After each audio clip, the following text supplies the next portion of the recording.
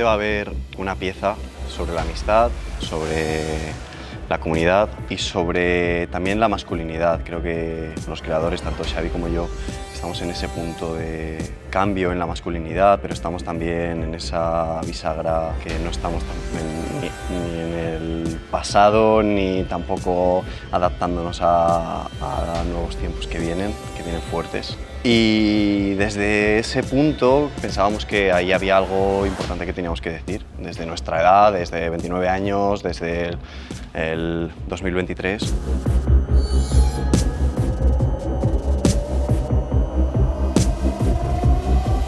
Vais a ver una reflexión sobre la amistad, sobre la comunidad, sobre alrededor de qué nos construimos como comunidad y como individuos también. También desde nuestra visión, pues somos hombres, vamos a los 30 y hay un punto, yo me siento un poco de... no tengo la masculinidad de mis padres, pero tampoco tengo la masculinidad de los chavales de 20 años o 17.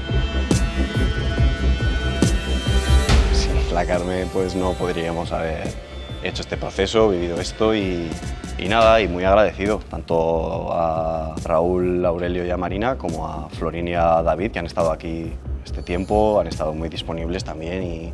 Y todo esto no es posible sin la ayuda que nos ha dado Raúl y la Carme Teatre para hacer la residencia y poder haber hecho esto en unas condiciones que podamos probar y podamos experimentar.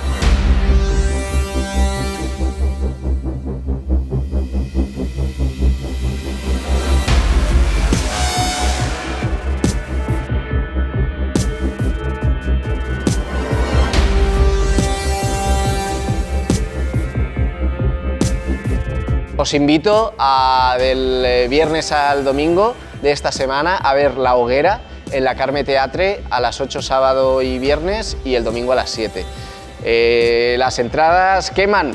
Que estaremos aquí en la Carme y nada, y que me encantará pues ver que la peña viene al teatro y que no sé, como que entrar aquí también es entrar a otro pequeñito mundo, a abrir una puerta a otro mundo y a otra atmósfera y a otro tiempo y a otra movida.